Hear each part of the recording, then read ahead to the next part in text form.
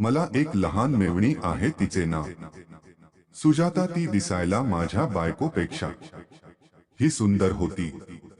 माझी बायको तिच्यापेक्षा वयानं मोठी होती, म्हणून ती माझ्या हातून सुटली.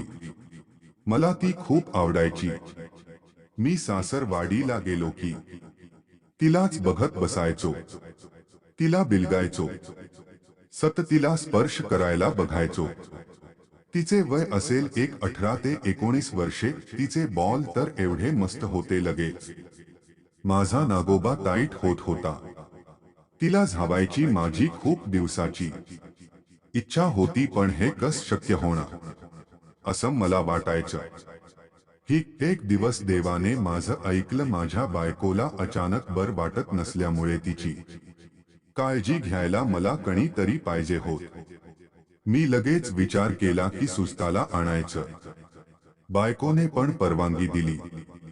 मी काय कधी तिला घेऊन येतो असं झालं. मी तयार झालो आणि निघालो. माझी सासरवाडी पुणे म्हणजे 3 तास नीम. मला ट्रेन मधून उतरून धावत जाऊ की काय वाटत होत. शेवटी गाडी थांबली एकदाची. मी त्यांच्या घरी पोहोचलो. सुस्ता भांडी घासत बसली होती. लगेच तिला मिठीत घेऊ की काय असे झाले मला. तिच्या घरच्यांना सर्व सांगून आम्ही दोघे तिथून निघालो. आता मला ट्रेन मध्ये तिच्या बाजूला बसायचा चान्स सोडायचा नव्हता. आम्ही शेजारी शेजारी बसलो. मी कसला गप्प बसतोय. मी लागलो तिला चिटकायला, तसे ती लाजत बाजूला होत होती. मी तिला धीर दिला, लाजू नको. मला कशाला लाजतेस, मी तुझा जीजू आहे ना, असं बोलून मी तिला जवळ ओढले व तिच्या गळ्यात हात टाकला. तू किती सुंदर आहेस, मला तू खूप आवडतेस, असे म्हणत मी तिच्या बोलवर हात ठेवला आणि माझा बाबूराव टाईट झाला नाराव. नंतर घरी येईपर्यंत माझा हात तिच्या खांद्यावरच होता. जसा जसा चान्स मिळेल तसं मी तीच बोल पण दाबत होतो. आम्ही घरी आलो रात्री 11:30 वाजता. मस्त जेवण झाले. आम्ही झोपायच्या तयारीला लागलो. माझ्या बायकोला झोपेची गोळी चालू होती. तिने गोळ्या खाल्ल्या होत्या. आता तासभरात ती गाढ झोपणार होती.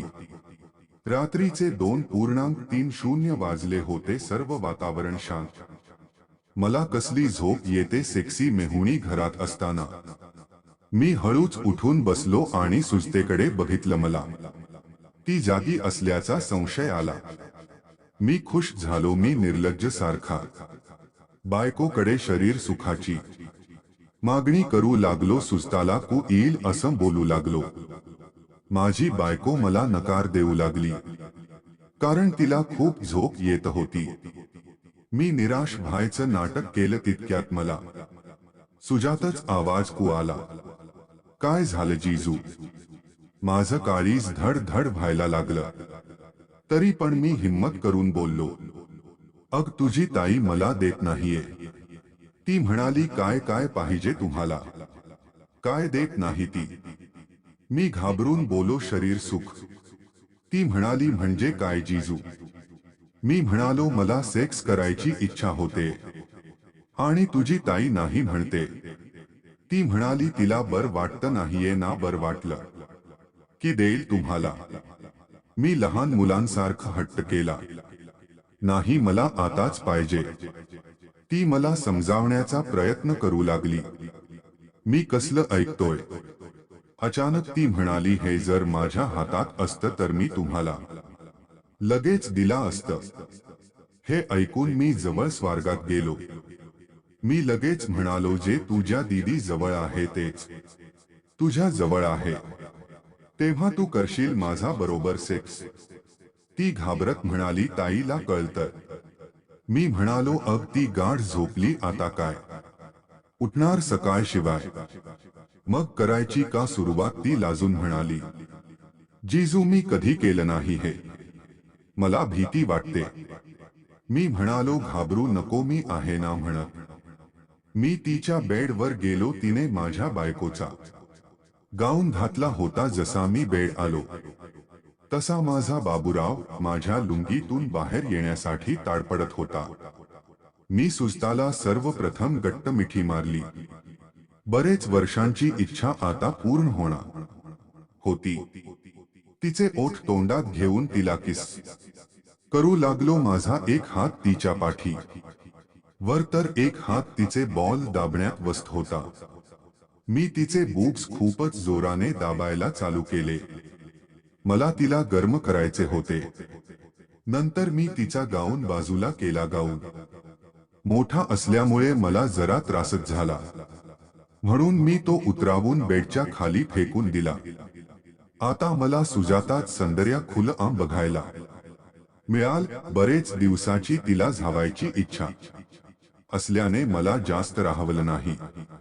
मी लगेच माझा मेन पॉइंट गाठायला सुरुवात केली. तिने लाल रंगाची चड्डी आणि काळ्या रंगाचे ब्रेसर घातले होते. मी तिचे ब्रेसर कडून तिचे गोरे गोरे बूट्स खूप दाबले, तोंडात घेतले व चोकू लागलो. मला खूप मज्जा येत होती. बायको उठेल या भीतीने मी सुजताची लाल रंगाची चड्डी वरून खाली ओढायला सुरू केलं. अगदी पायापर्यंत आणली आणि बघतो तर काय, तिची पुच्ची एवढी मस्त होती. छोटे छोटे कुरले केस टाबूस रंगचे तिच्या पुची अगदी शोभून दिसत होते. मी तिला त्रास होऊ नये म्हणून तिच्या पुच्चीवर थोडे खोबरेल तेल सोडले व माझा बराच वेळ उड्या मारत असलेला बाबू तिच्या पुचीवर हळूच ठेवला आणि एक धक्का दिला. तोच ती जोरने ओरडली. मी तिचे लगेच तोंड दाबले तसे तिच्या डोळ्यातून पाणी येऊ लागले. मला आता थांबायचे नव्हते. मी माझा झोण्याचा वेग वाढवू लागलो. नंतर सुजाताला पण माझा येऊ लागली.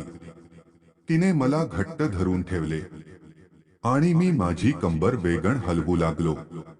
अचानक माझी पिचकारी तिच्या भोकात सर्वत्र पसरली. आम्ही अर्धा तास असेच पडून होतो.